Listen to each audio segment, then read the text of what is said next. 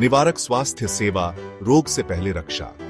आयुर्वेद में कहा गया है स्वस्थस्य स्वास्थ्य रक्षणम। इसका अर्थ है स्वस्थ व्यक्ति का पहला कर्तव्य स्वस्थ रहना है। निवारक स्वास्थ्य सेवा इसी का नाम है। यह बीमारी आने से पहले ही उसे रोकने का ज्ञान है। रोग अनुपदानीय आयुर्वेद का महत्वपूर्ण सिद्धांत है। इसका अर्थ है बीमारी के कारणों को दूर करना। यह हमें बताता है कि बीमारी का इलाज करने से अच्छा है उसे होने ही न देना। निवारक स्वास्थ्य सेवा के कई तरीके हैं। इनमें शामिल हैं सही आहार, नियमित व्यायाम, पर्याप्त नींद और तनाव प्रबंधन। यह दृष्टिकोण हमें बीमारियों से बचाता है और दीर्घायु प्रदान करता है। अधरणीय वेग, शरीर की भाषा को समझना। हमारा शरीर हमसे लगातार संवाद करता है। भूख, प्यास, नींद ये सभी शरीर के स्वाभाविक वेग हैं। इन्हें समय पर पूरा करना जरूरी है। अधरणीय वेग का अर्थ है उन प्राकृतिक इच्छाओं को दबाना जिन्हें रोकना उचित नहीं है। मल त्याग, मूत्र त्याग, छींक, उबासी ये सभी अधरणीय वेग हैं। इन वेगों को दबाने से शरीर में विषाक्त पदार्थ जमा होते हैं। इससे कई बीमारियां हो सकती हैं। शरीर की भाषा को समझें और इन वेगों का सम्मान करें। वेग धारण, बीमारियों का निमंत्रण। वेग धारण का अर्थ है शरीर के स्वाभाविक वेगों को जानबूझकर रोकना। यह एक हानिकारक आदत है जो कई बीमारियों का कारण बन सकती है। बार बार मल त्याग रोकने से कब्ज, बवासीर जैसी समस्याएं हो सकती हैं। मूत्र रोकने से मूत्राशय में संक्रमण हो सकता है। इसी प्रकार छींक रोकने से सिर दर्द और कान में दर्द हो सकता है। उबासी रोकने से थकान और एकाग्रता में कमी आ सकती है। वेग धारण से बचें और अपने शरीर की सुनें। उपचार से परहेज, विवेकपूर्ण चिकित्सा। आयुर्वेद में रोगी के साथ साथ रोग की प्रकृति को समझना भी महत्वपूर्ण माना जाता है। कुछ स्थितियों में उपचार से परहेज करना ही सबसे अच्छा उपचार होता है। उदाहरण के लिए, अगर किसी व्यक्ति को तेज बुखार है तो उसे शुरुआती घंटों में ठोस आहार नहीं देना चाहिए। शरीर को बुखार से लड़ने का मौका देना चाहिए।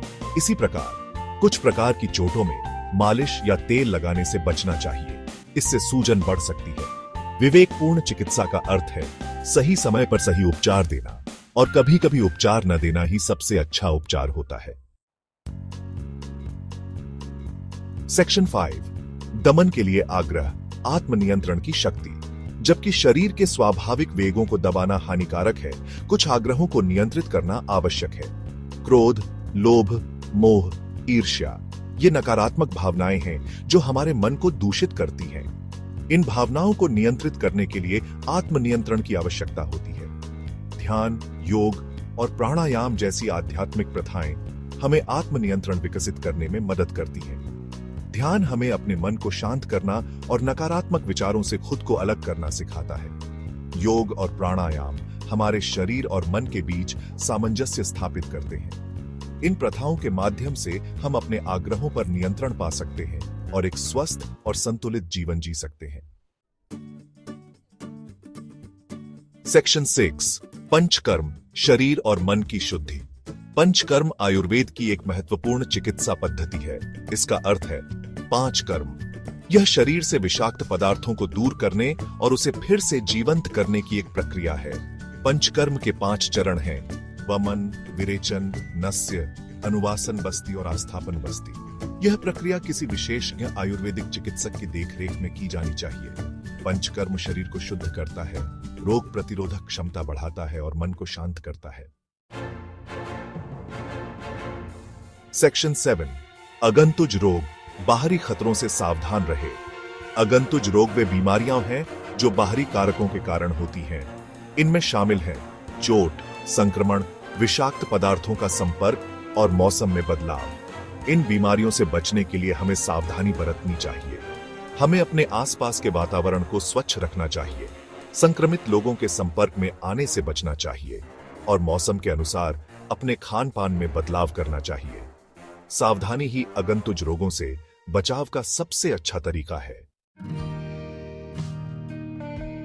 सेक्शन 8, अच्छे स्वास्थ्य के लिए मार्ग, सामान्य नियम और सिद्धांत। अच्छे स्वास्थ्य के लिए कुछ सामान्य नियम और सिद्धांत हैं जिनका पालन करना चाहिए।